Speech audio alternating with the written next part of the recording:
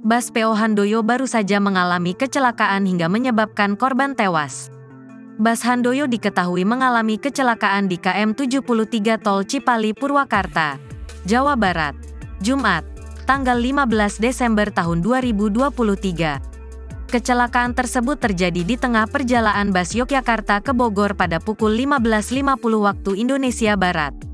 Kasat Lantas Polres Purwakarta, AKP Dadang Supriyadi menjelaskan, saat tiba di lokasi, bus pengangkut 18 penumpang dan 3 kru ini melintas dengan kecepatan tinggi dan akhirnya hilang kendali hingga menabrak pembatas jalan. Kemudian terguling arah kanan, ujar Dadang kepada wartawan di lokasi kejadian, Jumat. Kabid Humas Polda Jawa Barat Kombes Ibrahim Tompo menyebut sang sopir mengendarai bus dengan kecepatan tinggi. Berdasarkan olah TKP sementara, sang sopir dianggap kurang mengantisipasi dan membuat bus oleng hingga menabrak pembatas jalan. Korban selamat, Rahma berusia 16 tahun, menjelaskan sepanjang perjalanan sopir mengemudikan bus Handoyo dengan kecepatan tinggi. Tak hanya itu, di perjalanan dalam tol Rahma merasa sopir mengendari bus dengan ugal-ugalan. Alhasil interchange KM 72 exit tol Cikampek, bus oleng ke kanan dan terbalik. Kejadian begitu cepat, Rahma yang duduk di tengah bagian kanan tiba-tiba sudah tertindih dengan penumpang lain. Posisi saat celaka saya masih sadar tertindih penumpang lainnya.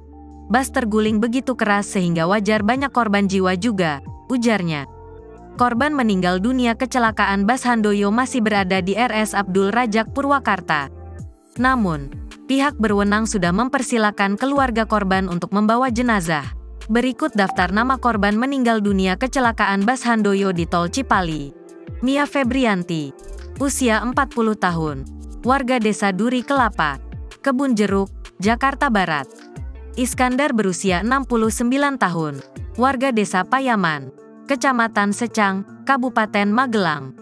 Resmi Asiatup berusia 60 tahun, warga Desa Payaman, Kecamatan Secang, Kabupaten Magelang. Kasdi berusia 63 tahun, warga Desa Purwodadi, Kecamatan Tegalrejo, Kabupaten Magelang.